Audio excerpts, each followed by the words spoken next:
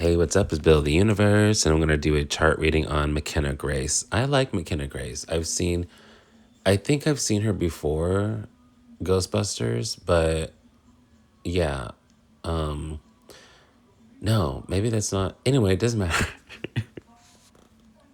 I'm doing her chart reading. I liked her from Ghostbusters because first of all, she was brunette, and I was like, okay, is this like nerdy science girl? I'm like, that's cool. And then I saw her in other movies, and I didn't make the distinction. I was like, I didn't put it together. And I was like, who is this girl? Like, she looks so familiar. Who is she? And then I was like, oh, it's the girl from Ghostbusters. So that intrigued me a lot. I don't know why. Because I did not, like, brunette to blonde, did not catch that.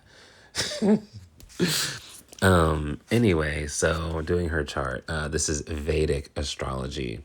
So we talk about the stars specifically, not really just the signs. I'll mention signs too. But yeah, this is Vedic astrology. So this is going to be an Indian chart reading, an ancient Indian chart reading. It's different than normal Western astrology. And sidereal astrology goes back about 23 degrees. So that means a lot of times the signs change. So she has her sun and moon conjunct in Ardra. That's a star in Gemini. It's actually a star in Orion the Hunter. Ardra is Betelgeuse, and Betelgeuse is the shoulder of Orion the Hunter. So that means when she was born, the sun, which every year the sun under that star is summer. So the sun and the moon were both under that star when she was born. I don't know what time she was born, but that's what was going on astronomically when she was born. And it can be a very extroverted energy, especially since she has her Ketu in Uttara Falguni, which is a star in Virgo. That could make her very beautiful, but it also makes her very extroverted. And it's a very actually, to be honest, these are very masculine placements. And not meaning like she's butch, like I'm not saying that at all. Actually, sun women are very feminine, and they have great style, and they really are just a light, really. Especially with this sun conjunct moon people, they're very outspoken. Like whatever that's on their mind, they just tend to say it. They're the ones that kind of put their foot in their mouth, but they don't care. Like, whereas other people are like, oh my God, I can't believe I said that, or I regret it. Like, no, girl, I said what I said. Just kidding. So like Miley Cyrus is also another sun person. So someone who's just very outspoken, someone who just says it. I think Nicki Minaj is another sun woman. So again, all these women are beautiful. Is she naturally brunette? Because most of these women usually grow up having very long, dark hair. But it's funny because you know who's blonde is Ardra Nakshatra. And that's exactly where her sun and moon was when she was born. So Ardra is ruled by Rahu, and Rahu is all about illusion. Rahu is all about creativity. Rahu is all about, honestly, it's very extroverted as well. It could also be, I just see a lot of blondes. So what's her name? Pamela Anderson is this nakshatra, and so is Drew Barrymore, and so is Taylor Swift. She's an Ardra. I think she's an Ardra ascendant, something like that, or Ardra moon. Anyway, yeah, a lot of these women are blonde, and when you have a lot of Rahu, it don't matter if you're white or black or Italian or Chinese or it don't matter. Like if you're a woman and you have a lot of Rahu in you, you'll go blonde because these people are very creative and they're very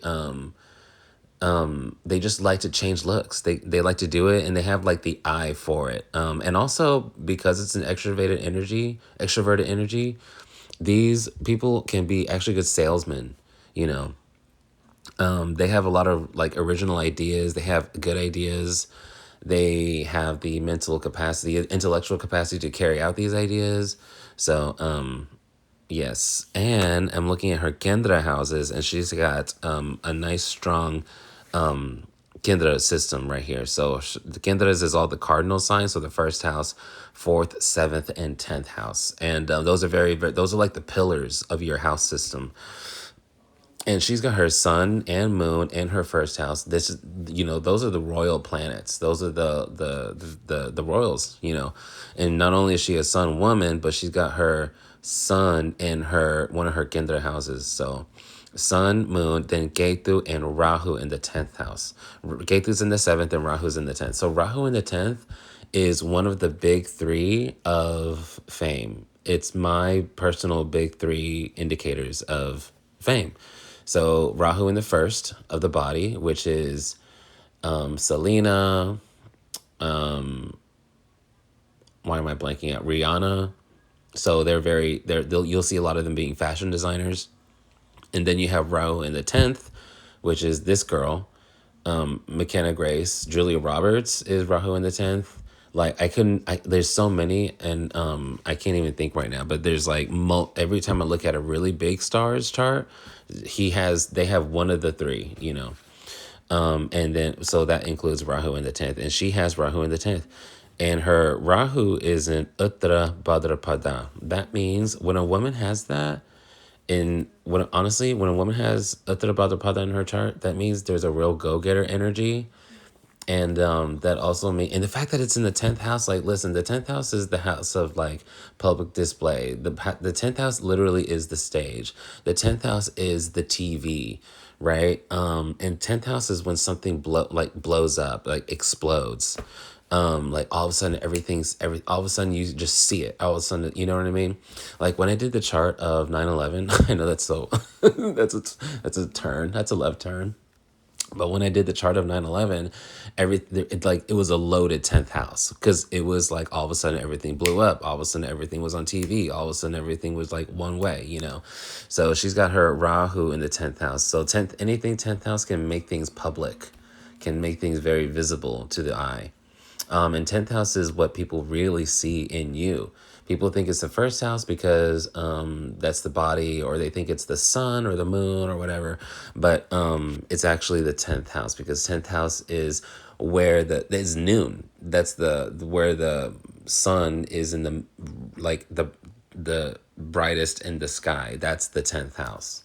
That's why it's so visible. And she has Rahu, which is the celebrity, the star, the illusion, the creativity, the artist.